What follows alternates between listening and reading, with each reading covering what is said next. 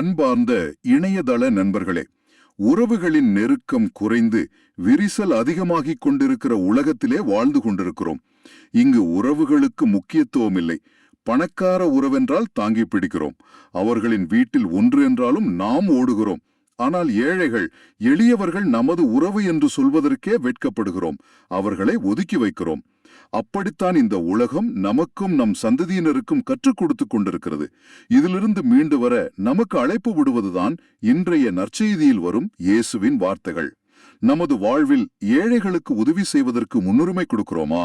அவர்களை முதன்மைப்படுத்துகிறோமா? அவர்களது வாழ்வில் ஒளியேற்ற முயற்சி எடுக்கிறோமா?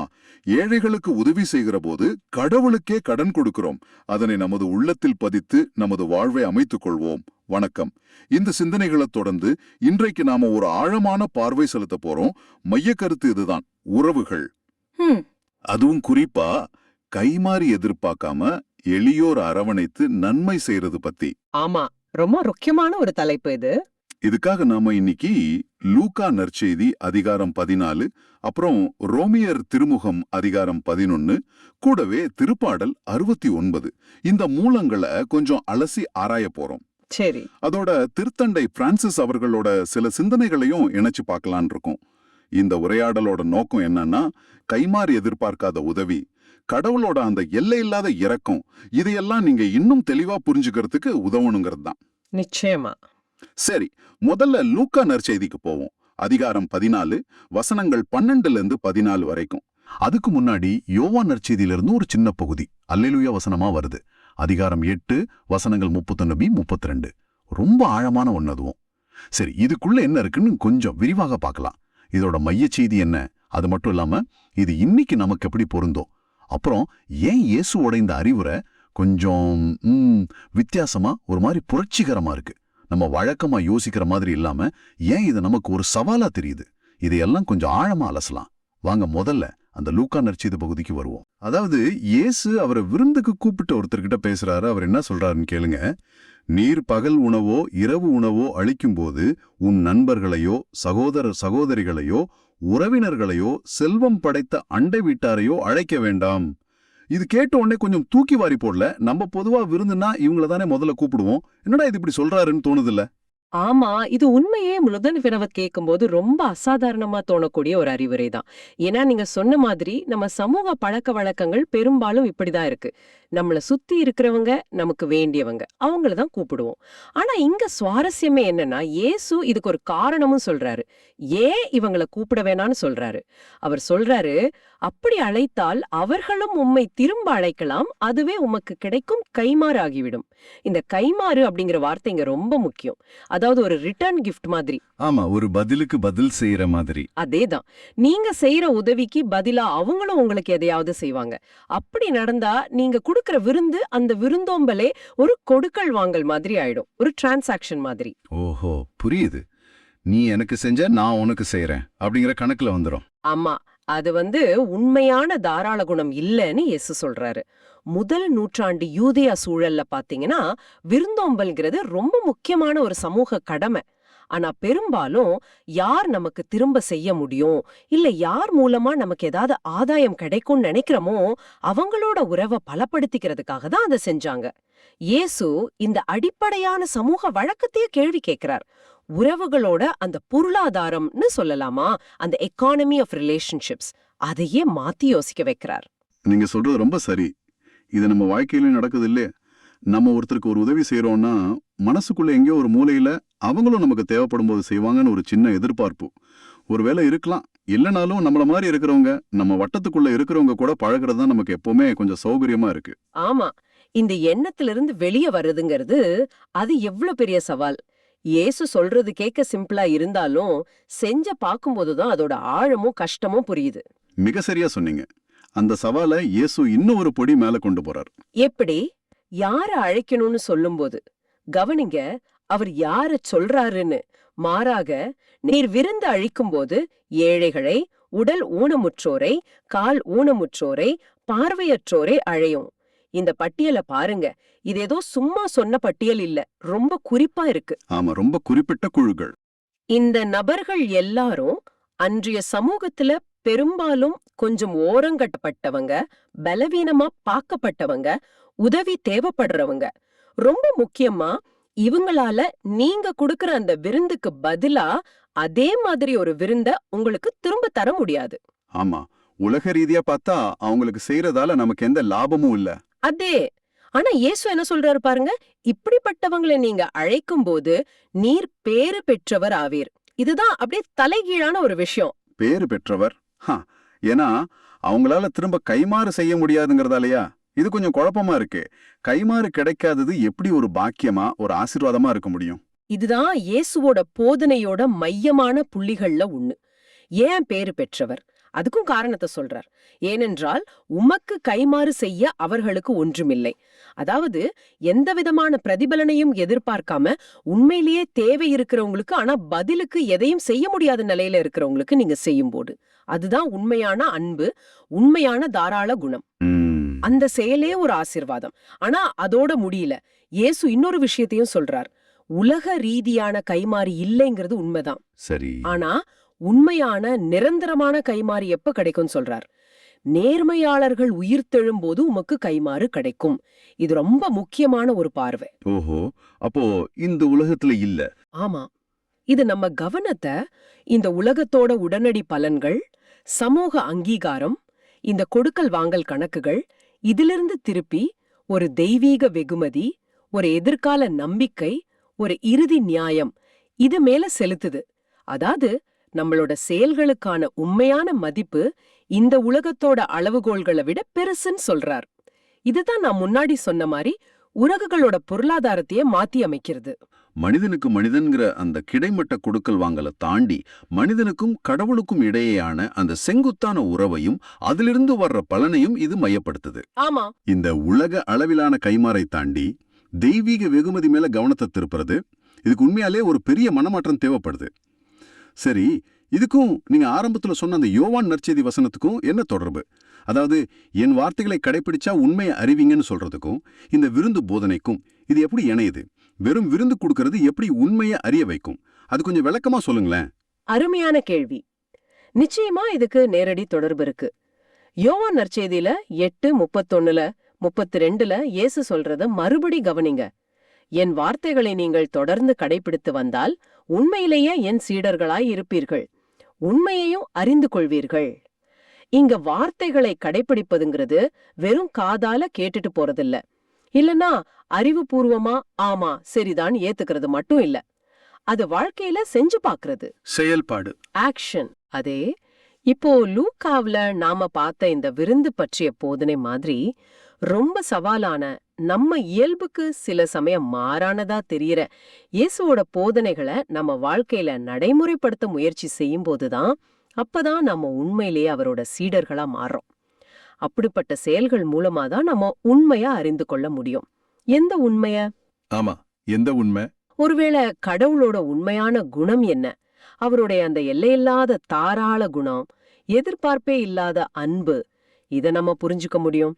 அல்லது மனிதர்களோட உண்மையான மதிப்பு, அவங்களுடைய சமூக நிலை, அவங்க கிட்ட இருக்கிற செல்வம், அவங்க நமக்கு திரும்ப கொடுக்க முடியுமா முடியாதாங்கிற திறன் இதுல இல்ல. அவங்க மனிதர்களாவே ரொம்ப மதிப்புக்குரியவங்க அப்படிங்கிற உண்மைய நம்ம உணர முடியும். இந்த மாதிரி சுயநலம் இல்லாம செய்யற செயல்கள் நம்ம பார்வையே மாத்தி ஆழமான ஆன்மீக உண்மைகளை நோக்கி நம்மை கொண்டு போகும். இது செயல் மூலமா வர்ற ஞானம்னு சொல்லலாம். அப்போ உண்மைங்கிறது வெறும் தத்துவமா இல்லாம அது வாழ்ந்து பாக்குறது மூலமா அடையிற ஒண்ணுன்னு சொல்றீங்க. சரிதான். கைமாறு பத்தி கவலைப்படாம ஓரங்கட்டப்பட்டவங்களுக்கு முக்கியத்துவம் கொடுக்கிற மாதிரி நாம வாழ முயற்சி செய்யும் போது இந்த உலகம், மனிதர்கள், கடவுள் பத்தின ஒரு ஆழமான புரிதல், ஒரு உண்மை நமக்கு புரிய ஆரம்பிக்கும். இது யோவான் வசனத்துக்கு ஒரு நல்ல புதிய பரிமாணத்தை கொடுக்குது. அதாவது சீடத்துவம் என்பது செயல்ல இருக்கு. அந்த செயல் நம்மை உண்மைக்கு நேரா கூட்டிட்டு போகுது. மிகச்சரியா சொன்னீங்க.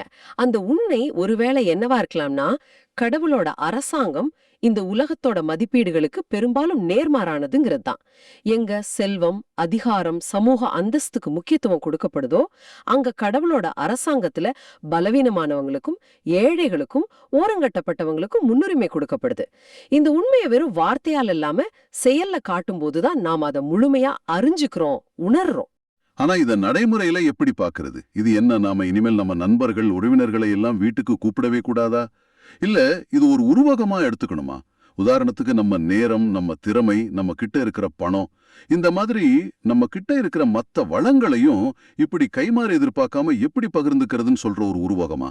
இது கொஞ்சம் குழப்பமா இல்லையா? நல்ல கேள்வி. இத நேரடியா அப்படியே எடுத்துக்கணுமாங்கிறது ஒரு விவாதத்துக்குரிய விஷயம்தான். உண்மைதான். சிலர் இத நேரடியா விருந்துகளுக்கு பொருந்துறதா எடுத்துக்கலாம். ஆனா பெரும்பாலான விளக்கங்கள் என்ன சொல்லுதுன்னா, இது ஒரு பரந்த தத்துவத்தை, ஒரு கொள்கையை சொல்லுதுன்னு தான் பாக்குது. இயேசு சொன்ன அந்த வார்த்தைகள் நேரடியா விருந்து சூழல்ல சொல்லப்பட்டிருந்தாலும், அதுக்கு பின்னாடி இருக்கிற அந்த அடிப்படை கருத்து, அதாவது பிரதிபலன் எதிர்பார்க்காம கொடுப்பது, யாருக்கு உண்மையிலேயே தேவையோ அவங்களுக்கு முன்னுரிமை கொடுப்பது, இது நம்ம வாழ்க்கையோட எல்லா அம்சங்களுக்கும் பொருந்தும். அப்ப விருந்துங்கிறது ஒரு உதாரணம் மாதிரி. ஆமா, ஒரு சக்தி வாய்ந்த உதாரணம். யோசிச்சு பாருங்க, உங்க நேரம், உங்க கவனம், உங்க திறமைகள், உங்க கிட்ட இருக்கிற செல்வம், இது எல்லாம் யாருக்கு கொடுக்கறீங்க? யாருக்கு உதவி செய்றீங்க? உங்க உதவிகளுக்கு பின்னாடி உங்களுக்கே தெரியாம எங்கேயாவது ஒரு சமூக அங்கீகாரம், ஒரு புகழ், அல்லது எதிர்காலத்துல ஏதாவது உதவி திரும்ப கிடைக்குங்கிற ஒரு சின்ன எதிர்பார்ப்பு ஒளிஞ்சிருக்கா? கேட்கவே கஷ்டமா இருக்கு. ஆமா. அல்லது உண்மையிலே யாருக்கு தேவையோ, யார்கிட்ட இருந்து உங்களுக்கு திரும்ப எதுவுமே கிடைக்காதுன்னு நல்லா தெரியுமோ அவங்களுக்கு நீங்க முன்னுரிமை கொடுக்கறீங்களா? இதுதான் இயேசு மறைமுகமா கேக்குற கேள்வியா இருக்கலாம். இது நம்மள நாமளே ரொம்ப நேர்மையா கேட்டுக்க வேண்டிய ஒரு கேள்வி. இது நிச்சயம் சுலபமானது இல்ல. நம்மளோட இயல்பான மனித உணர்ச்சிகளுக்கு எதிரானதும் கூட. உண்மைதான். இது நம்மளோட அந்த கம்ஃபர்ட் ஜோன், அந்த சௌகரியமான வட்டத்தை விட்டு வெளியே வர சொல்லுது. சமூக ஏணிப்படியில கீழே இருக்கிறவங்கள கவனிக்க சொல்லுது. இது வெறும் தர்மம் செய்யறது பத்தின போதனை மட்டும் இல்ல, இது ஒரு வகையில சமூக நீதியை பற்றியும் மனிதர்களோட சமத்துவத்தை பற்றியும் கூட பேசுதுன்னு தோணுது. ஏழைகள், ஊனமுற்றோர், பார்வையற்றோர்னு ஈசோ அந்த லிஸ்ட் சொல்லும்போது அவங்கள வெறும் பரிதாபத்துக்குரியவங்களா மட்டும் பார்க்காம அவங்களையும் நம்ம பந்தியில, நம்ம டேபிள்ல சமமா உட்கார வைக்கணும்னு சொல்ற மாதிரி இருக்கு. அவங்களுக்கு சாப்பாடு கொடுக்கறது மட்டும் இல்ல, அவங்களுக்கு மரியாதையும் அங்கீகாரமும் கொடுக்கணும் அப்படிங்கிற ஒரு துணி இதுல இருக்கு இல்லையா? மிகச் சரியா புரிஞ்சுகிட்டீங்க. அதுதான் ரொம்ப முக்கியம். இது வெறும் பொருள் உதவி சம்பந்தப்பட்டது மட்டும் இல்ல. இது மனித மாண்ப, ஹியூமன் டிக்னிட்டிய அங்கீகரிக்கிற ஒரு செயல். அந்த பட்டியல்ல இருக்கிறவங்கள தேடி போய் அழைத்து விருந்து கொடுப்பதுங்கிறது, அவங்கள இந்த சமூகத்தோட ஒரு முக்கியமான பகுதியா ஏத்துக்கிறது, அவங்கள மதிக்கிறதுங்கிற ஒரு ஆழமான செய்தியை சொல்லுது. இது சமூகத்துல இருக்கிற அந்த ஏற்றத்தாழ்வுகளை, அடுக்குகளை கேள்விக்குள்ளாக்கி ஒரு புதிய வகையான சமூகத்தை உருவாக்க சொல்ற அழைப்பா கூட இத பார்க்கலாம்.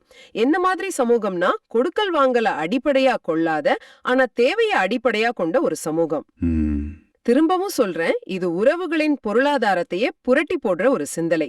ஆஹா, இந்த 2 நற்செய்தி பகுதிகளையும் சேர்த்து பார்க்கும்போது ஒரு தெளிவான சித்திரம் கிடைக்குது. லூக்கா நற்செய்தி கைமாற பத்தி யோசிக்காம, குறிப்பா சமூகத்தால் பலவீனமாக்கப்பட்ட, திரும்ப செய்ய முடியாத நிலையில் உள்ளவங்களுக்கு தாராளமா உதவி செய்யணும்னு ஒரு சவாலான கட்டளையை கொடுக்குது. அதுக்கான உண்மையான பலன் இந்த உலகத்தை தாண்டினது, அது தெய்வீகமானது, எப்ப கிடைக்கும்னா நேர்மையாளர்கள் உயிர்த்தெழும்போது கிடைப்பது அப்படின்னு வலியுறுத்துது. சரி. அப்புறம் யோவான் நற்செய்தி இந்த மாதிரியான சவாலான போதனைகளை நம்ம வாழ்க்கையில கடைபிடிக்கிறது தான் உண்மையான சீடத்துவத்துக்கு அடையாளம்னும், அப்படிப்பட்ட வாழ்க்கை முறை தான் கடவுளையும் அவருடைய வழிகளையும் பத்தின ஆழமான உண்மையை நமக்கு வெளிப்படுத்தணும் சொல்லுது. ஆக செயல்பாடு, சீடத்துவம், உண்மை அறிதல், இது 3ம் ஒன்னோட ஒண்ணு நல்லா பிணைஞ்சிருக்கு. இது வெறும் விருந்து கூப்பிடுறத பத்தின பாடம் இல்ல, இது ஒரு வாழ்க்கை முறை பத்தின பாடம்னே சொல்லலாம். இதை விட அழகா இதை தொகுத்து சொல்ல முடியாது. நீங்க சொன்னது ரொம்ப சரி. இது உடனடி லாப நஷ்ட கணக்குகளை தாண்டி ஒரு நீண்ட கால, ஒரு பரந்த ஆன்மீக பார்வையை நமக்கு கொடுக்குது. சமூகத்துல நாம யார கவனிக்கிறோம், யாருக்கு முக்கியத்துவம் கொடுக்கறோம், நம்ம தாராள குணத்துக்கு பின்னாடி இருக்கிற நம்ம உள்நோக்கங்கள் என்னங்கிறதெல்லாம் மறுபடியும் யோசிக்க வைக்குது. ஆரம்பத்துல வாசிச்ச அந்த அறிமுக உரையில சொன்ன மாதிரி, இது ஏழைகளுக்கு, தேவையில இருக்கிறவங்களுக்கு உதவுறதோட முக்கியத்துவத்தை ரொம்ப அழுத்தமா சொல்லுது. பிரதிபலன் பார்க்காத அன்பு, எந்த எதிர்பார்ப்பும் இல்லாத சேவை, இதுதான் மையப்புள்ளி. உண்மையான வெகுமதிங்கிறது மனுஷங்க கிட்ட இருந்து வர்றதில்ல, அது கடவுள் கிட்ட இருந்து, அதுவும் ஒரு குறிப்பிட்ட காலத்துல வர்றதுன்னு சொல்றாரு. இது நம்ம செயல்களோட நோக்கத்தையே மாத்தி யோசிக்க வைக்குது. சரி, இந்த கைமாறு கருதாத செயல்ங்கிற சிந்தனைய மனசுல வச்சுக்கிட்டு அடுத்ததா உரோமையர் திருமுகத்துக்கு போவோம். அதிகாரம் 11, வசனங்கள் 29-36 வரை. சரி. இங்க பவுலடிகளார் பேசுற விஷயங்கள் இன்னும் கொஞ்சம் ஆழமா போகுதுன்னு நினைக்கிறேன். இந்த பகுதி கடவுளோட திட்டங்கள் மாறாது, அவருடைய இரக்கம் எவ்வளவு பெருசு அப்படிங்கறத பத்தி பேசுது. இத சரியா புரிஞ்சுக்க பவுல் எதை பத்தி பேசிட்டு வராருங்கிற அந்த பின்னணி கொஞ்சம் முக்கியம். அவர் யூதர்களுக்கும் யூதர் அல்லாத மற்ற மக்களுக்கும் இடையிலான உறவு, அப்புறம் கடவுளோட மீட்பு திட்டத்துல அவங்களோட பங்கு, இதையெல்லாம் விவாதிச்சுட்டு வர்றாரு. அதோட ஒரு உச்சகட்டமா தான் இந்த வசனங்கள் வருது. சரி, அப்போ வசனம் 29 ஆரம்பிக்கலாமா? கடவுள் தாம் விடுத்த அழைப்பையும் கொடையாக அளித்த அருள் கொடைகளையும் திரும்ப பெற்றுக் கொள்வதில்லை. இது கேட்கறதுக்கு ரொம்ப ஒரு மாதிரி உறுதியா இருக்குதே. ஆமா ஆமா, ரொம்ப உறுதியான ஒரு வாக்குறுதி மாதிரி. அதாவது கடவுள் ஒரு தடவை கூப்பிட்டா இல்ல ஒரு வரம் கொடுத்தா அவர் பின்வாங்க மாட்டார்னு அர்த்தமா? இது ஒரு தெய்வீக உத்தரவாதம் மாதிரி. ஆமா, நீங்க சொல்றது ரொம்ப சரி. இது கடவுளோட குணத்துல ஒரு முக்கியமான அம்சம். பாருங்க, மனுஷங்க மாறலாம், நம்ம முடிவுகள் மாறலாம். ஆனா கடவுள் தான் கொடுத்த வாக்குறுதியில இருந்தோ இல்ல அவரை தேர்ந்தெடுத்தவங்க கிட்ட இருந்தோ தம்முடைய அழைப்பு திரும்ப வாங்கிக்க மாட்டார். பவுல் சொல்ற இந்த சூழல்ல இது குறிப்பா இஸ்ரேல் மக்களுக்கு கடவுள் கொடுத்த வாக்குறுதிகளையும் அவங்களுக்கான அந்த ஸ்பெஷல் அழைப்பையும் குறிக்குது. அவங்களோட வரலாறுல நிறைய ஏற்ற இறக்கம் இருந்தாலும் கடவுளோட ஆரம்ப நோக்கம், அவரோட விசுவாசம் மாறாததுன்னு இத அழுத்தமா சொல்லுது. கடவுள் எவ்வளவு நம்பகமானவர்னு இது காட்டுது. ஓ, சரி சரி. அடுத்த வசனம் 30. இதுல ஒரு சுவாரஸ்யமான, கிட்டத்தட்ட ஆச்சரியமான ஒப்பீடு இருக்கு. ஒரு காலத்தில் நீங்கள் பிற இனத்தார் கடவுளுக்கு கீழ்ப்படியாமல் இருந்தீர்கள்.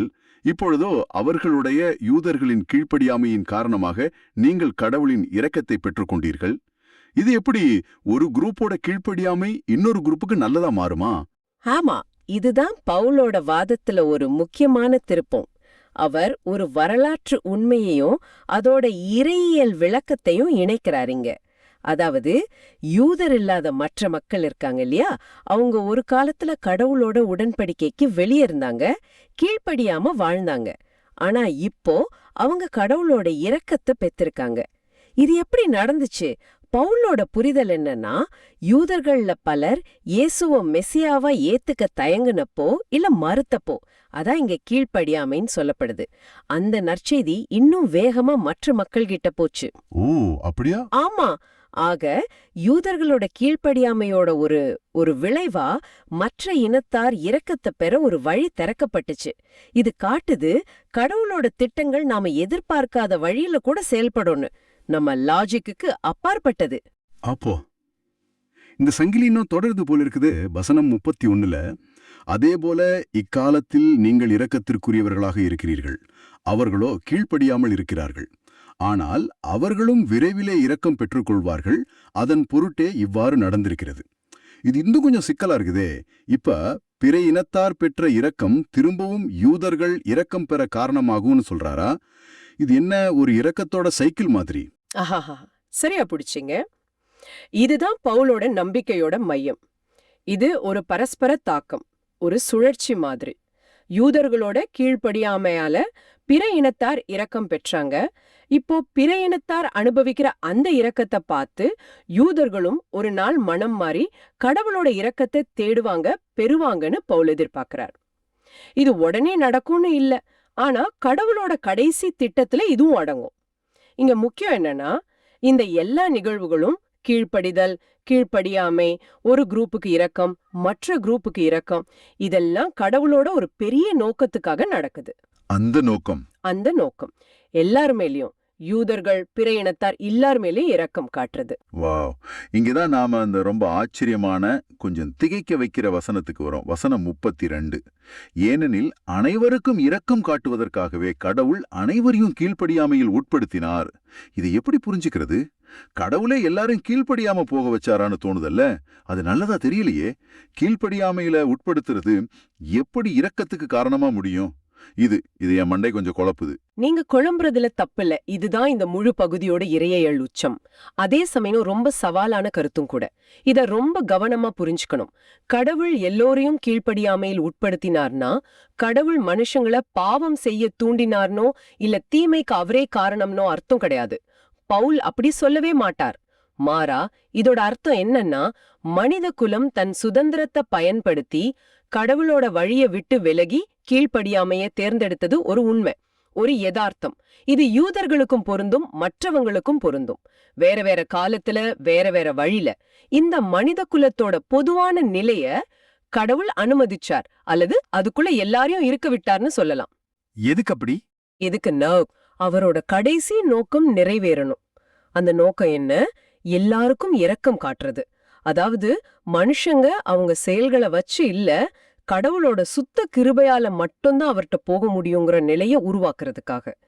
ஏன்னா எல்லோருமே ஏதோ ஒரு வகையில கீழ்ப்படியாமையில மாட்டிக்கிட்டு இருக்கிறதால யாருமே தங்களோட சொந்த தகுதியை பத்தி பெருமை பேசிக்க முடியாது.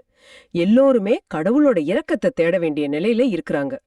ஓ, அப்போ ஆக மனுஷனோட பலவீனம், தப்பு இத கூட கடவுள் தன்னோட பெரிய இரக்க திட்டத்தை நிறைவேற்ற பயன்படுத்திக்கிறார். இது கடவுளோட இறையாண்மை. அதாவது எல்லாத்தையும் தன் கண்ட்ரோல்ல வச்சிருக்கிற அவரோட சக்தி, அவரோட ஞானத்தோட ஆழம், அவரோட எல்லையற்ற இரக்கம், இது எல்லாத்தையும் ஒன்னா காட்டுது.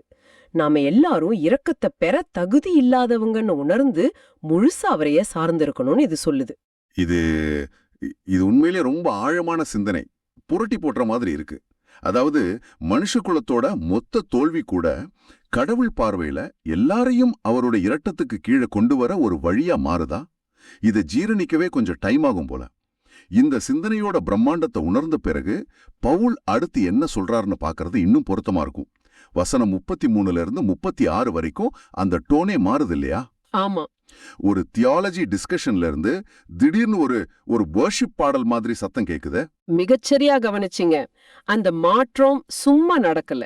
கடவுளோட திட்டத்தோட இந்த சிக்கலான ஆனா இரக்கம் நிறைஞ்ச தன்மைய, குறிப்பா அந்த கீழ்ப்படியாமையின் வழியா இரக்கங்கிற அந்த ஆச்சரியமான உண்மையை விளக்குன பிறகு பவுலால பிரமிப்பையும் ஆச்சரியத்தையும் தவிர வேற எதையும் காட்ட முடியல. மனுஷனோட லாஜிக் முடியற இடத்துல வழிபாடு தொடங்குது. வசனம் 33 பாருங்க. கடவுளின் அருள் செல்வம் எத்தனை மிஞ்சியானது, அவருடைய ஞானமும் அறிவும் எத்தனை ஆழமானவை, அவருடைய தீர்ப்புகள் அறிவுக்கு எட்டாதவை, அவருடைய செயல்முறைகள் ஆராய்ச்சிக்கு அப்பாற்பட்டவை. இது மனுஷ அறிவோட எல்லைய ஒத்துக்கிற மாதிரி இருக்கு. ஆமா, அறிவுக்கு எட்டாதவை, ஆராய்ச்சிக்கு அப்பாற்பட்டவைங்கிற வார்த்தைகள் அது தெளிவா காட்டுது. நாம எவ்வளோ ட்ரை பண்ணாலும் கடவுளோட முழு திட்டத்தையும் அவர் செய்யற விதத்தையும் நம்மளால ஃபுல்லா புரிஞ்சுக்கவோ ஆராய்ஞ்சு விளக்கவோ முடியாதுன்னு சொல்ற மாதிரி இருக்கா? அதுதான் மையக்கருத்து. பவுல் இங்க கடவுளோட 3 விஷயங்களை பார்த்து வியக்கிறார். அவரோட அருள் செல்வம், ரிச்சஸ், ஞானம், விஸ்டம், அப்புறம் அறிவு, நாலேஜ். இது மனுஷ கற்பனைக்கு மேலானது. அவரோட தீர்ப்புகள், ஜட்ஜ்மெண்ட்ஸ், அதாவது அவர் எடுக்கிற முடிவுகள், அவரோட திட்டங்கள் ஏன் அப்படி இருக்குன்னு நம்மால முழுசா ஆய்வு செய்ய முடியாது. அவரோட செயல்முறைகள், அவர் காரியங்களை நடத்துற விதம் நம்ம சின்ன பார்வைக்கு புலப்படாதவை. இது கடவுளை பத்தின நம்ம புரிதல்ல ஒரு பணிவை கொண்டு வரணும். எல்லாத்துக்கும் நம்ம கிட்ட பதில் இருக்காதுன்னு ஏத்துக்கணும். சரி, அதை தொடர்ந்து வர்ற கேள்விடனும் வசனங்கள் 34, 35 இதே கருத்தை இன்னும் ஸ்ட்ராங்கா ஆக்குது. ஏனெனில் ஆண்டவருடைய மனத்தை அறிபவர் யார், அவருக்கு அறிவுரையாளராய் இருப்பவர் யார், அப்புறம் தமக்கு கைமாறாக ஏதாவது கிடைக்கும் என முன்னதாகவே அவரிடம் கொடுத்து வைத்திருப்பவர் யார். இந்த கேள்விகள் கடவுளுக்கும் மனுஷனுக்கும் உள்ள அந்த பெரிய வித்தியாசத்தை இன்னும் அழுத்தமா சொல்லுது இல்லையா? இது சும்மா அலங்காரத்துக்கு கேட்ட கேள்வி மாதிரி தெரியல. நிச்சயமா இல்ல. இதுல ஆழமான இறையியல் உண்மைகள் இருக்கு. முதல் கேள்வி வசனம் 34 ஏசாயா 40:13 ஞாபகப்படுத்துது. கடவுளோட ஞானத்துக்கும் மனுஷ அறிவுக்குமான பெரிய இடைவெளியை இது காட்டுது. நாம கடவுளுக்கு அட்வைஸ் சொல்ற நிலைமையில எப்பவும் இருக்க முடியாது. அவரோட திட்டங்களை நம்ம கேள்வி கேட்கலாம், ஆனா அவருக்கு பாடம் எடுக்க முடியாது.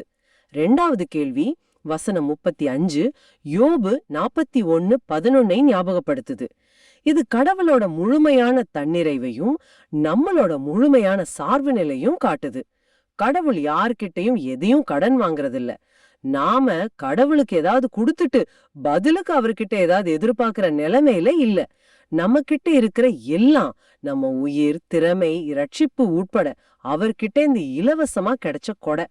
அப்போ அதனால எல்லாம் அவரோட கிருபைதான், நம்ம தகுதியால கிடைச்சது இல்லன்னு இது மறுபடியும் சொல்லுது. ஆஹா, இந்த பிரமிப்பு, இந்த வழிபாட்டோட உச்சமா வசனம் 36 வருது. அனைத்தும் அவரிடமிருந்தே வந்தன, அவராலேயே உண்டாயின, அவருக்காகவே இருக்கின்றன, அவருக்கே என்றென்றும் மாட்சி உரித்தாகுக. ஆமென். இது எல்லாத்தையும் தொகுத்து ஒரு ஃபைனல் ஸ்டாம்ப் போடுற மாதிரி இருக்கு. ஆமா, இது ஒரு சக்தி வாய்ந்த முடிவுரை. பவுலோட இந்த முழு இறையியல் வாதத்தோட சிகரம் இதுதான். இது கடவுள மையமா வச்ச ஒரு உலக பார்வையே தருது. அனைத்தும் அவரிடமிருந்தே வந்தன, ஃப்ரம் ஹிம். அவர் எல்லாத்துக்கும் மூலம், ஆரம்பம். அவராலேயே உண்டாயின, த்ரூ ஹிம். அவர் மூலமாதான் எல்லாம் படைக்கப்பட்டு நிக்குது, செயல்படுது. அவருக்காகவே இருக்கின்றன, டு ஹிம். எல்லாவற்றோட கடைசி நோக்கமும் இலக்கும் அவரோட மகிமைதான். படைப்பு, வரலாறு, மனுஷ வாழ்க்கை, ரெட்சிப்பு எல்லாமே கடவுளை சுத்தி தான் சுழலுது, அவருக்கே உரியது. அதனால எல்லா புகழும் மகிமையும் என்றென்றும் அவருக்கே சேரணும். ஆமேன். இந்த பெரிய பார்வையில தான் நம்ம முன்னாடி பேசின அந்த கஷ்டமான கருத்துக்கள், குறிப்பா கீழ்ப்படியாமை கூட இரக்கத்துக்கு வழிவகுக்குங்கிற அந்த எண்ணம் அதுக்கு சரியான இடம் கிடைக்குது. அதெல்லாம் தனித்தனி புதிர்கள் இல்ல, ஆனா கடவுளோட இந்த பெரிய அவரை மையமா கொண்ட திட்டத்தோட பகுதிகள். உங்ககிட்ட இந்த கருத்துக்கள், குறிப்பா மனுஷ பலவீனம் கூட கடவுளோட இரக்க திட்டத்துல ஒரு பங்கு வகிக்க முடியுங்கிற எண்ணம் என்ன தாக்கத்தை ஏற்படுத்துது? இது உண்மையிலே நம்ம பார்வையை மாத்தக்கூடியதுதான். நாம பொதுவா தடைகள், தப்பு, தோல்வின்னு நினைக்கிற விஷயங்கள் கூட ஒரு பெரிய கேன்வாஸ்ல வேற ஏதோ ஒரு நோக்கத்துக்காக அனுமதிக்கப்பட்டிருக்கலாம் அப்படிங்கிற எண்ணம். அது ஒரு விதமான ஆறுதலையும் தருது. அதே சமயத்துல கடவுளோட வழிகளை பத்தி ஒரு ஆழமான பிரமிப்பையும் ஏற்படுத்துது. நாம எல்லாத்தையும் கண்ட்ரோல் பண்ணணும், எல்லாம் சரியா நடக்கணும்னு நினைக்கிற நம்ம இயல்புக்கு இது கொஞ்சம் சவாலா தான் இருக்கு. சரி, நாம கடவுளோட மாறாத அழைப்பு, கொடைகள் பத்தின உறுதியோட ஆரம்பிச்சோம். அப்புறம் யூதர்கள் மற்ற இனத்தாரோட கீழ்ப்படியாமை எப்படி எதிர்பார்க்காத விதமா கடவுளோட இரக்க திட்டத்துல பங்காத்துச்சுங்கிற அந்த சிக்கலான ஆனா ஆச்சரியமான கருத்தை ஆராய்ஞ்சோம். கடைசியா இந்த பெரிய திட்டத்துக்கு முன்னாடி மனுஷ அறிவை எவ்வளவு சின்னதுன்னு உணர்ந்து பவுல் காட்டுற அந்த பிரமிப்பையும் கடவுளோட இறையாண்மையும் பார்த்தோம். இப்போ இத நாம லூக்கால பார்த்ததோட பொருத்தி பாருங்க. இறைவன் நம்ம தகுதியையோ நம்ம கீழ்ப்படிதலைய பார்க்காம நம்ம மேல இறுக்கம் காட்டுறாருன்னா, நாம மட்டும் எப்படி மத்தவங்க தகுதிய பார்த்து அவங்க நமக்கு திரும்ப செய்வாங்களான்னு கணக்கு போட்டு உதவ முடியும்? அப்படிதானே? கடவுளோட இந்த தகுதி பாராத இரக்கம்தான் நாமளும் கைமாறு கருதாம சேவை செய்யறதுக்கு அடிப்படையா அமையணும். அதுதான் பவுலோட வாதத்தோட மையம். இது உண்மையிலே கடவுளோட திட்டத்தை பத்தின நம்ம புரிதல ரொம்ப ரொம்ப விரிவுபடுத்துது. நம்ம சின்ன கணக்குகளுக்குள்ள அடங்காத ஒரு பெரிய பார்வை இது. நம்ம கணக்கெல்லாம் விட்டுட்டு அவரோட இரக்கத்துல நம்பிக்கை வைக்க சொல்ற மாதிரி. சரி, லூக்கால கைமாறு எதிர்பார்க்காத சேவை பத்தியும் உரோமேர்ல தகுதி பார்க்காத இறை இரக்கம் பத்தியும் பார்த்தோம்.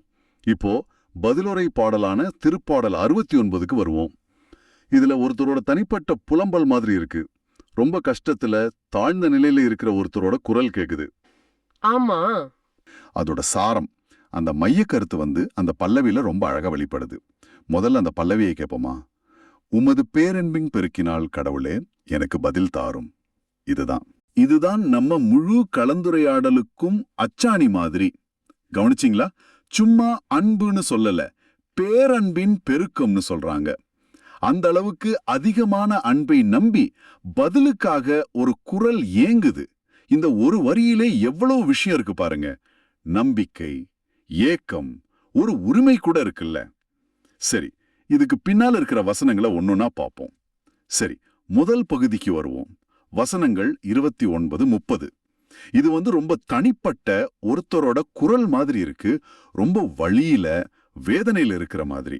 வசனம் 29 சொல்லுது, எளியேனான நான் சிறுமைப்பட்டவன், காயமுற்றவன், கடவுளே நீரே எனக்கு துணையும் மீட்புமாயிருப்பீராக. இதுல வர்ற இந்த எளியேன், சிறுமைப்பட்டவன், காயமுற்றவன், இந்த வார்த்தைகள்லாம் சும்மா சாதாரணமா சொல்றதா இல்ல இதுக்கு வேற அர்த்தம் இருக்கா? அது ரொம்ப முக்கியமான கேள்வி. நிச்சயமா இது சாதாரண வார்த்தைகள் இல்லை. வெறும் உடம்பு வலி மட்டும் இதுல இல்ல. எளியேன் அப்படிங்கிறது தாழ்ந்த நிலை, ஒடுக்கப்பட்ட நிலை. அப்புறம் சிறுமைப்பட்டவன் அப்படிங்கிறது மனசளவுல நொறுங்கி போன நிலை, அதை குறிக்கலாம். காயமுற்றவன் அப்படிங்கிறது தொடர்ந்து வலிக்கிற ஒரு வேதனை, ஒரு குத்துற மாதிரி ஒரு வலி, அதை காட்டுது. சோ இது உடல், உள்ளம், சமூகம்னு பல விதத்துல அவர் படுற கஷ்டத்தோட மொத்த உருவம்னு சொல்லலாம். ஆனா பாருங்க, இந்த நிலைமையில அவர் எதையும் மறைக்கல. ஆமா, அப்படியே சொல்றாரு. அதான், அது அப்படியே கடவுள் முன்னாடி வைக்கிறார். கடவுளே நீரே எனக்கு துணையும் மீட்புமாய் இருப்பீராகன்னு மன்றாடுறார். இங்க மீட்பு அப்படிங்கிறது ஆபத்திலிருந்து விடுதலை, பாதுகாப்பு. இதுதான் அந்த பல்லவியில கேக்குற பதிலுக்கான ஆரம்ப புள்ளி. என்னோட நிலைமை இதுதான், உம்மோட அந்த பெரிய அன்பால எனக்கு பதில் சொல்லுங்க அதுதான் அதோட அர்த்தம். ஓ, அப்போ இந்த மாதிரி வெளிப்படையா தன் பலவீனத்தை, காயத்தை எதையும் மறைக்காம அப்படியே ஏத்துக்கிட்டு சொல்றதுதான் ஒரு ஜெபத்தோட முதல் படி மாதிரி இருக்கா? கரெக்ட். 100க்கு 100 உண்மை. பலவீனத்தை ஏத்துக்கிறதுல தான் உண்மையான பரமே ஆரம்பிக்குது. கடவுள்கிட்ட உதவி கேட்கும்போது நமக்கு என்ன தேவைன்னு நம்ம முதல்ல புரிஞ்சுக்கிட்டு அத நேர்மையா சொல்றது ரொம்ப முக்கியம். இங்க சங்கீதம் எழுதினவர் அதான் செய்றார். தன்னோட நிலைமைய உணர்ந்து தனக்கு மேலான ஒரு சக்தி, அதாவது கடவுள்கிட்ட தஞ்சம் அடையறார். அந்த துணை, அந்த மீட்பு அது கடவுள்கிட்ட இருந்து மட்டும்தான் வர முடியும் அப்படிங்கிற ஒரு அசைக்க முடியாத நம்பிக்கை இதுல தெரியுது. ஆனா இந்த கஷ்டத்தோட உச்சத்திலையும் அடுத்த வசனம் 30 நம்மள கொஞ்சம் யோசிக்க வைக்குது. கடவுளின் பெயரை நான் பாடி புகழ்வேன், அவருக்கு நன்றி செலுத்தி அவரை மாட்சிமைப்படுத்துவேன். இது எப்படிங்க முடியும்? அவ்வளோ வேதனையில இருக்கிற ஒருத்தர் எப்படி புகழ முடியும், நன்றி சொல்ல முடியும்? இது ஒரு மாதிரி முரணா தெரியுதே. விசுவாசத்தோட ஒரு ஆழமான ரகசியமே சொல்லலாம். இது சும்மா ஒரு உணர்ச்சி வசப்பட்டு செய்யற செயல் இல்ல. இது ஒரு தீர்மானம். என்னோட சூழ்நிலை எப்படி இருந்தாலும் சரி, என் கடவுள் புகழுக்கு உரியவர், நன்றிக்கு உரியவர் அப்படிங்கிற ஒரு ஆழமான நம்பிக்கையோட வெளிப்பாடு இது.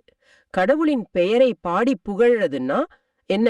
அவரோட குணங்கள், அவரோட வல்லமை, அன்பு, நீதி, அந்த உடன்படிக்கையோட உறுதி, இதையெல்லாம் நினைச்சு சொல்றது. ஓஹோ.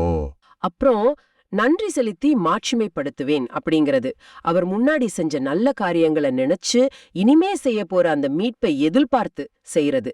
கஷ்டத்துக்கு நடுவுல நன்றி சொல்றதுன்னா அந்த கஷ்டத்தை விட என் கடவுள் பெரியவர் அப்படின்னு அறிவிக்கிற மாதிரி. அப்போ புகழ்ச்சிங்கிறது சூழ்நிலைய மறுக்கிறது இல்ல, ஆனா அந்த சூழ்நிலைக்கு மேல இருக்கிற கடவுளோட தன்மையை உறுதி பண்றது. அப்படிங்களா? இது அந்த பல்லவியோட இன்னும் நல்லா பொருந்துதே. உமது பேரன்பின் பெருக்கினால் கடவுளே எனக்கு பதில் தாரோம்னு கேக்குறது வெறும் வேண்டுதல் மட்டும் இல்ல, அது அந்த பேரன்புல நம்பிக்கை வச்சு அவர் பதில் தருவாருங்கிற உறுதியோட அவரை புகழ்றதும் சேர்ந்தது மாதிரி. ஆமா, ரொம்ப சரியா சொன்னீங்க. அந்த புகழ்ச்சியே ஒரு விதத்துல வேண்டுதலா கூட மாறுது. ஏன் கஷ்டத்திலயும் நான் உம்மை புகழ்றேன், ஏன்னா உம்மோட பேரன்பு நிலையானது, அது எனக்கு பதில் சொல்லும் அப்படின்னு சொல்ற மாதிரி இருக்கு. அந்த துன்பத்தை விட கடவுளோட அன்பு பெருசுங்கிற ஒரு அறிக்கையா அது இருக்கு. சரி, இப்போ இந்த தனிப்பட்ட வேண்டுதல் இருந்தும் புகழ்ச்சியிலிருந்தும் பார்வை கொஞ்சம் பெருசாகிற மாதிரி தெரியுது. வசனங்கள் 32, 33ல ஒரு சமுதாய பார்வை இங்க வருது. வசனம் 32 சொல்லுது, எளியோர் இதை கண்டு மகிழ்ச்சி அடைவார்கள், கடவுளை நாடி தேடுகிறவர்களே உங்கள் உள்ளம் ஊக்கமடைவதாக. இது யாருக்காக சொல்றாங்க? இது அந்த சங்கீதக்காரரோட சொந்த அனுபவத்திலிருந்து வர்ற ஒரு பொதுவான நம்பிக்கை அறிக்கை மாதிரி. எளியோர் அப்படிங்கிறவங்க சும்மா ஏழைகள் மட்டும் இல்ல, அவங்க மனத்தாழ்மாய் உள்ளவங்க, கடவுளையே சார்ந்திருக்கிறவங்க. வசனம் 29ல தன்னையே எளியன்னு சொன்னவர் இல்லையா, இப்ப மத்த எளியோரை பாக்குறார். என்னோட அனுபவம், என்னோட சாட்சி என்ன மாதிரி கஷ்டத்துல இருக்கிற மத்தவங்களுக்கு ஒரு சந்தோஷத்தையும் ஒரு தைரியத்தையும் கொடுக்கட்டும் அப்படிங்கிற. கடவுளை நாடி தேடுகிறவர்கள், அதாவது உண்மையான பதில தேடி வாழ்க்கையோட அர்த்தத்தை தேடி அலைறவங்க, அவங்க சோர்ந்து போக வேணாம், அவங்களோட உள்ளம் புத்துயிர் பெறட்டும் அப்படின்னு வாழ்த்துறார். இதுல ஒரு ஆழமான சமூக அக்கறை தெரியுது பாருங்க. ஓ, அப்போ ஒருத்தரோட தனிப்பட்ட அனுபவம், அது கஷ்டமா இருந்தாலும் சரி, இல்ல அதிலிருந்து வர்ற மீட்பா இருந்தாலும் சரி, அது மத்தவங்களுக்கு நம்பிக்கையை தர்ற ஒரு கருவியா மாறுது. இது உன் கஷ்டம் உனக்கு மட்டும் இல்ல, அது மத்தவங்களுக்கும் ஒரு பாடமா, ஒரு நம்பிக்கையா இருக்கலாம் அப்படிங்கிற மாதிரி இருக்குல்ல? ஆமா, அதுதான் இங்க இருக்கிற முக்கியமான விஷயம். விசுவாச சமூகம் அப்படிதானே இயங்குது. ஒருத்தரோட சாட்சி இன்னொருத்தருக்கு பலம் கொடுக்கும், ஒருத்தருக்கு கிடைக்கிற பதில் மத்தவங்களோட நம்பிக்கை இன்னும் உறுதிப்படுத்தும். அந்த பல்லவில எனக்கு பதில் தாரும்னு கேக்குறது தனக்காக மட்டும் இல்ல, தன்னை போல கடவுளை நாடி தேடுற மத்தவங்களுக்காகவும் கேக்குற வேண்டுதலா இங்க மாறுது. அந்த பதில் கிடைக்கும் போது அது தனிப்பட்ட சந்தோஷம் மட்டும் இல்லாம ஒரு சமூகத்தோட சந்தோஷமா, ஊக்கமா மாறுது. தொடர்ந்து வசனம் 33 கடவுளோட குணத்தை இன்னும் கொஞ்சம் ஆழமா சொல்லுது. ஆண்டவர் ஏழைகளின் விண்ணப்பத்திற்கு செவி சாய்க்கின்றார், சிறைப்பட்ட தம் மக்களை அவர் புறக்கணிப்பதில்லை. இங்க ஏழைகள் எவ்யோனிம், சிறைப்பட்ட மக்கள் அசிராவ், இவங்க யாரு? இது அந்த காலத்து சமூக நிலையை எப்படி காட்டுது? ஏழைகள் அப்படிங்கிறது இங்க பொருளாதாரம் மட்டும் இல்ல, சமூகத்துல அதிகாரம் இல்லாதவங்க, ஒடுக்கப்பட்டவங்க, நீதிக்காக ஏங்குறவங்க, அவங்கள குறிக்குது. சிறைப்பட்ட மக்களுங்கிறது நேரடியா ஜெயில இருக்கிறவங்களா இருக்கலாம், இல்ல கடன்ல சிக்கினவங்க, அநியாயமா கட்டுப்பட்டவங்க, நோயில கஷ்டப்படுறவங்க, இப்படி உருவகமாவும் இருக்கலாம். முக்கியமா இவங்க சமூகத்தால கண்டுக்கப்படாதவங்க, குரல் இல்லாதவங்க. ஆனா கடவுள் அப்படி இல்ல. ம், அவர் அவங்க வேண்டுதலுக்கு செவிசாய்க்கின்றார். ம். சும்மா காதுல வாங்குறது இல்ல, கவனிச்சு கேட்டு அதுக்கேத்த மாதிரி செயல்பட தயாரா இருக்கார். அவர் தம் மக்களை புறக்கணிக்கிறதில்ல, ம். அவங்கள கீழ்த்தரமா நினைக்கிறதில்ல, கைவிடுறதில்ல.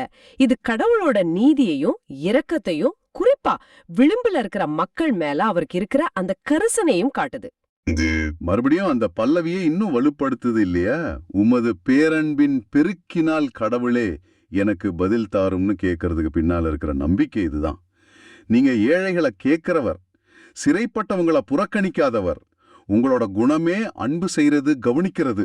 அதனால என்னோட வேண்டுதலையே நீங்க கண்டிப்பா கேட்பீங்க அப்படிங்கிற நம்பிக்கை. மிகச்சரியா சொன்னீங்க. கடவுள் எப்படிப்பட்டவர் அப்படிங்கிற அந்த ஆழமான புரிதல் தான் அந்த வேண்டுதலுக்கே அடிப்படை. அது சும்மா ஒரு குருட்டு நம்பிக்கை இல்ல, கடவுள் யாருன்னு தெரிஞ்சுக்கிட்டதுல இருந்து வர்ற நம்பிக்கை. அவரோட அந்த பேரன்புங்கிறது வெறும் உணர்ச்சி இல்ல, அது செயல காட்டுற நீதி, இரக்கம். அத நம்பிதான் அந்த பதிலுக்காக காத்துக்கிட்டு இருக்காங்க. சரி, இந்த பயணத்தோட கடைசி கட்டமா வசனங்கள் 35, 36க்கு வருவோம். இங்க பார்வை இன்னும் பெருசாகிற மாதிரி இருக்கு. தனிநபர், சமூகம்னு தாண்டி ஒரு தேசத்தோட, ஒரு எதிர்காலத்தோட மீட்பை பத்தி பேசுது. வசனம் 35. கடவுள் சீயோனை விடுவிப்பார், யூதாவின் நகரங்களை கட்டி எழுப்புவார், அப்பொழுது அவருடைய மக்கள் அங்கே குடியிருப்பார்கள், நாட்டை தங்கள் சொந்தமாக்கிக் கொள்வார்கள். சீயோன், யூதா, இதோட முக்கியத்துவம் என்ன? ஆக்சுவலா சீயோன்ங்கிறது எருசலேம்ல இருக்கிற மலை. அங்கதான் தேவாலயம் இருந்துச்சு. கடவுளோட பிரசன்னம் இருக்கிற இடமா அதை கருதுனாங்க. யூதாங்கிறது தெற்கு ராஜ்யம். இதெல்லாமே இஸ்ரேல் மக்களோட மதம், தேசியம், இது ரெண்டுக்குமே மையமா இருந்துச்சு. பாபிலோனிய படையெடுப்புல இதெல்லாம் அழிஞ்சு மக்கள் நாடு கடத்தப்பட்ட அந்த சூழ்நிலையில இந்த வசனங்கள் ஒரு பெரிய மீட்புக்கான வாக்குறுதியா இருக்கு. விடுவிப்பார், கட்டி எழுப்புவார். இது சும்மா கட்டிடங்களை கட்டுறது மட்டும் இல்ல. ஓ, அப்படியா? இது ஒரு முழுமையான மறுசீரமைப்பு. அரசியல், மதம், சமூகம் எல்லாத்துலயும் ஒரு புது ஆரம்பம். மக்கள் மறுபடியும் அவங்க சொந்த நாட்டுல கடவுளோட பிரசன்னத்துல குடியிருப்பார்கள். அந்த நாட்டை தங்கள் சொந்தமாக்கிக் கொள்வர். அதாவது இழந்ததை திரும்ப பெறுகிற ஒரு பாதுகாப்பான, நிலையான வாழ்க்கைக்கான வாக்குறுதி இது. இது ஒரு பெரிய நம்பிக்கை இல்லையா? தனிப்பட்ட கஷ்டத்துல ஆரம்பிச்சு ஒரு தேசம் முழுசா மீட்கப்படுற வரைக்கும் இந்த சங்கீதம் போகுது. ஆனா இந்த மீட்பு யாருக்கு கிடைக்கும்? வசனம் 36 இதுக்கு பதில் சொல்லுதா? ஆண்டவருடைய அடியாரின் மரபினர் அதை தம் உரிமை சொத்தாக்கிக் கொள்வர், அவரது பெயரில் அன்பு கூறுவோர் அதனில் குடியிருப்பர். ஆமா, இது ரொம்ப முக்கியமான ஒரு நிபந்தனையோட வர்ற வாக்குறுதி. அந்த மீட்பு, அந்த உரிமை சொத்து, அது சும்மா வம்ச வழியா மட்டும் வர்றதில்ல. அது ஆண்டவருடைய அடியாரின் மரபினருக்கு உரியது. அடியார்னா யாரு? கடவுளுக்கு பணிஞ்சு அவர் சொல்றபடி நடக்கிறவங்க. அதோட இன்னும் முக்கியமா அவரது பெயரில் அன்பு கூர்வோர், அதுல குடியிருப்பாங்க. இது வெறும் பாசமான அன்பு இல்ல, கடவுளோட பெயரை, அதாவது அவருடைய குணத்தை, அவரோட வழிகளை நேசிச்சு அதன்படி வாழ்றவங்க தான் அந்த வாக்குறுதிக்கு சொந்தக்காரங்க. இது அந்த உடன்படிக்கையோட தொடர்ச்சியை காட்டுது. கடவுளோட மீட்பு இலவசம்தான், ஆனா அந்த மீட்புக்குள்ள நிலைச்சு நிக்கிறதுக்கு அவர் மேல அன்பு வச்சு அவர் வழியில நடக்கணும். அப்போ ஒரு தனிப்பட்ட ஆளோட வேண்டுதல், ஒரு சமூகத்துக்கான நம்பிக்கை, கடைசியில ஒரு தேசத்தோட மீட்பு, உரிமை சொத்து, இது எல்லாமே கடவுளோட பேரன்புல ஆரம்பிச்சு அவர் மேல நாம காட்டுற அன்புல வந்து நிக்குது. இது ஒரு முழு வட்டம் மாதிரி இருக்குல்ல? ரொம்ப அழகா சொன்னீங்க. இது ஒரு முழுமையான இறையியல் பார்வையினே சொல்லலாம். தனிநபர் அனுபவம், சமூகத்தோட மீட்பு, எதிர்கால நம்பிக்கை எல்லாமே ஒன்னோட ஒன்னு பிணைஞ்சிருக்கு. இது எல்லாத்துக்கும் அஸ்திவாரமா 2 விஷயம் இருக்கு. ஒன்னு கடவுளோட மாறாத பேரன்பு, இன்னொன்னு அந்த அன்புக்கு நாம பதில் காட்டுற அன்பும் கீழ்ப்படிதலும். கஷ்டத்தோட ஆழத்திலையும் இந்த நம்பிக்கை இருக்குங்கிறது தான் விஷயம். அப்போ இந்த திருப்பாடல் பகுதியை நாம திரும்பி பார்க்கும்போது வசனம் 29ல அந்த தனிப்பட்ட நொறுங்குன நிலை, அதிலிருந்து ஆரம்பிச்சு வசனம் 30ல அந்த நிலைமையில ஒரு துதி, வசனம் 32ல அது மொத்த இளையவங்களுக்கு ஊக்கமா மாறுறது, வசனம் 33ல கடவுளோட அந்த கரிசனையை உறுதி பண்றது, கடைசியா வசனங்கள் 35, 36ல ஒரு முழுமையான தலைமுறை தாண்ட மீட்பு வாக்குறுதி வரைக்கும் ஒரு நம்ப முடியாத பயணத்தை செஞ்சிருக்கோம். இது எல்லாமே உமது பேரன்பின் பெருக்கினால் கடவுளே எனக்கு பதில் தாரும் அப்படிங்கிற அந்த மைய கருத்தை சுத்தி தான் வருது. சுருக்கமா சொல்லணும்னா இதுதான். நம்ம பலவீனங்கள், தேவைகள், காயங்கள் இதெல்லாம் நம்ம நேர்மையா வெளிப்படையா கடவுள் முன்னாடி வைக்கும்போது, அவரோட பேரன்பை நம்பி நம்ம அவர்கிட்ட திரும்பும்போது அவர் பதில் தர்றார். அந்த பதில் ஒரு தனிப்பட்ட விடுதலையா இருக்கலாம், இல்ல மத்தவங்களுக்கு நம்பிக்கையை தர சாட்சியா மாறலாம், இல்ல ஒரு சமூகம் ஒரு தேசத்தோட எதிர்கால மறுசீரமைப்புக்கான வாக்குறுதியா இருக்கலாம். ஆனா அந்த பதிலுக்கு காரணம் கடவுளோட பேரன்ப, அந்த அன்புல நிலைச்சு நிக்க நாமளும் அவர் மேல அன்பு வச்சு வாழணும். கஷ்டங்கிறது முடிவல்ல, அது கடவுளோட மீட்பு செயலுக்கு ஒரு தொடக்கமா கூட இருக்கலாம். இதுதான் இந்த சங்கீதம் நமக்கு தர்ற ஒரு ஆழமான பாடம். இந்த திருப்பாடல் நாம இதுவரைக்கும் பேசின விஷயங்களோட உணர்வு பூர்வமான பக்கத்தை காட்டுது. இது வெறும் தத்துவம் இல்ல, நிஜ வாழ்க்கையில கஷ்டப்படுற ஒரு மனுஷனோட குரல். ஆனா முக்கியமா நாம கவனிக்க வேண்டியது என்னன்னா, என்ன? இந்த குரலை கடவுள் கேக்குறாருங்கிற நம்பிக்கை தான் அந்த பாடல்ல வலுவா இருக்கு. இது நேரடியா லூக்கா நற்செய்தியோட இணையுது. அங்க யாரையெல்லாம் விருந்துக்கு கூப்பிட சொன்னாரோ, ஏழைகள், ஊனமுற்றோர், பார்வையற்றோர், அந்த மாதிரி தேவையில இருக்கிறவங்கள, ஒடுக்கப்பட்டவங்கள கடவுள் கேட்கிறாரு, அவங்கள புறக்கணிக்கிறதுலன்னு இந்த பாடல் சொல்லுது. மிகச்சரியான இணைப்பு. இது ஒரு பெரிய ஆறுதல் இல்லையா? ஆமா, நிச்சயமா. இது என்ன காட்டுதுன்னா, இயேசு சொன்னது வெறும் ஒரு நல்ல உபதேசம் மட்டும் இல்ல, அது கடவுளோட செயற்பாட்டையே பிரதிபலிக்குது. கடவுள் யாருக்கு முக்கியத்துவம் கொடுக்கிறார்? இந்த எளியவர்களுக்கு, தேவையில் இருப்போருக்கு. அவங்களோட குரல் கடவுளோட காது கெட்டுது. இது 2 விஷயத்த சொல்லுதுன்னு நினைக்கிறேன். ஒன்னு, கஷ்டத்துல இருக்கிறவங்களுக்கு ஒரு நம்பிக்கை. சரி. 2வது, நமக்கெல்லாம் ஒரு பொறுப்பு. கடவுளே கவனிக்கிற இந்த மக்களை நாம எப்படி நடத்தணுங்கிற பொறுப்பு. சரியா சொன்னீங்க. அந்த பொறுப்புணர்ச்சி ரொம்ப முக்கியம். இந்த இடத்துல திருத்தந்தை பிரான்சிஸ் அவங்களோட ஒரு சிந்தனையும் சேர்த்து பார்க்கறது ரொம்ப பொருத்தமா இருக்கும்னு நினைக்கிறேன். சொல்லுங்க. அவர் கடவுளோட அழைப்பை பத்தி பேசும்போது, அது எப்போதும் இலவசமானது, ஆல்வேஸ் ஃப்ரீ அப்படின்னு சொல்றாரு. ஒரு விருந்துக்கு போனோம்னா நமக்கு ஒரு என்ட்ரி டிக்கெட் வேணும் இல்லையா? ஆமா. கடவுளோட இந்த பெரிய விருந்துக்கு அந்த அன்புக்கு தகுதி சீட்டு என்ன தெரியுமா? என்ன அது? ஒருவேளை நம்மளோட புண்ணியங்களா, நல்ல செயல்களா? இல்லவே இல்ல. திருத்தந்தை சொல்றது நம்மள ஆச்சரியப்படுத்தும். அந்த நுழைவுச் சீட்டு என்னன்னா, நாம நோயாளியா இருக்கிறது, ஏழையா இருக்கிறது, பாவியா இருக்கிறது. என்னது? இதுவா தகுதி? ஆமா. அதாவது உடம்புலயும் சரி மனசுலயும் சரி நமக்கு தேவைகள் இருக்குங்கிற உணர்வு தான் அந்த நுழைவுச் சீட்டு. எனக்கு உதவி தேவை, எனக்கு அன்பு தேவை, நான் முழுமையானவன் இல்லைன்னு நாம உணர்ற அந்த நொடிதான் நாம கடவுளோட அந்த இலவசமான விருந்துக்கு தகுதியாகிறோம்னு சொல்றாரு. இது நாம பொதுவா நினைக்கிற தகுதிங்கிற விஷயத்தையே தலைகீழா மாத்துதே. அப்போ மீட்புங்கிறது நாம சம்பாதிக்கிற விஷயமே இல்லையா? நிச்சயமா இல்ல. திருத்தந்தை ரொம்ப தெளிவா சொல்றாரு. மீட்பு இலவசமானது. அது கடவுளிடமிருந்து வரும் ஒரு பரிசு. Salvation is free, a gift from God. நாம எந்த விலையும் கொடுத்து அதை வாங்க முடியாது. அப்போ நாம என்ன கொடுக்கணும்? நாம அதுக்கு பதிலா கொடுக்கக்கூடிய ஒரே பரிசு நம்ம இதயம்தான் என்கிறாரு. இதுல ஒரு ஆபத்தும் இருக்கு. என்ன ஆபத்து? யார் தங்களை தானே போதுமானவங்கன்னு நினைக்கிறாங்களோ, எனக்கு ஒன்னும் தேவையில்ல, நானே எல்லாம் பாத்துக்குவேன் நினைக்கிறாங்களோ, அவங்க இந்த இலவசத்தன்மைய, இந்த அன்போட ஆழத்தை புரிஞ்சுக்காம போயிடுறாங்க. அந்த இலவசமான பரிசை ஏத்துக்க மறுக்கிற மாதிரி ஆயிடுது. இது ஒரு முக்கியமான எச்சரிக்கை மாதிரி இருக்கு. ஏன்னா நாம பல நேரங்கள்ல நம்ம பலத்திலையும் நம்ம திறமையிலையும் ரொம்ப நம்பிக்கை வச்சிடுறோமோ. ஆமா. அதனாலதான் திருத்தந்தை சொல்றாரு, நாம அன்பு செய்யப்படுகிறோம் அப்படிங்கிற அந்த திறனை இழந்து விடாம எங்களை காப்பாற்றும்படி ஆண்டவரிடம் மன்றாடுவோம் அப்படின்னு. ஏன்னா நம்ம மேல யாரோ ஒருத்தர், அதாவது கடவுள், நிபந்தனையற்ற அன்பு வச்சிருக்காருங்கிற அந்த உணர்வை நாம இழந்துட்டா நாம எல்லாத்தையுமே இழந்துட்டோம்னு அர்த்தம். ஆஹா, கடவுளோட இரக்கம், அவரோட அழைப்பும் எல்லாமே முற்றிலும் இலவசம், கைமாறு கருடாதது. இத நாம முழுசா உணரும் போதுதான் நாமும் மற்றவங்களுக்கு கைமாறு எதிர்பார்க்காம அன்பு காட்ட முடியும். லூக்கா சொன்னதும், பவுல் சொன்னதும், திருப்பாடல் பாடினதும், திருத்தந்தை விளக்குறதும் எல்லாமே இந்த ஒரு மையப்புள்ளியில இணையுது பாருங்க. ரொம்ப அருமையா எல்லாத்தையும் இணைச்சு சொன்னீங்க. இந்த இறையியல் சிந்தனைகள்லாம் நடைமுறையோட எப்படி பொருந்துதுன்னு பார்க்கும்போது, நம்ம ஊர்கள்ல இருக்கிற ஒரு பழக்கம் எனக்கு ஞாபகத்துக்கு வருது. இறந்தோர் நினைவாக விருந்து கொடுப்பது பொருள் செறிந்த ஒரு பழக்கம்.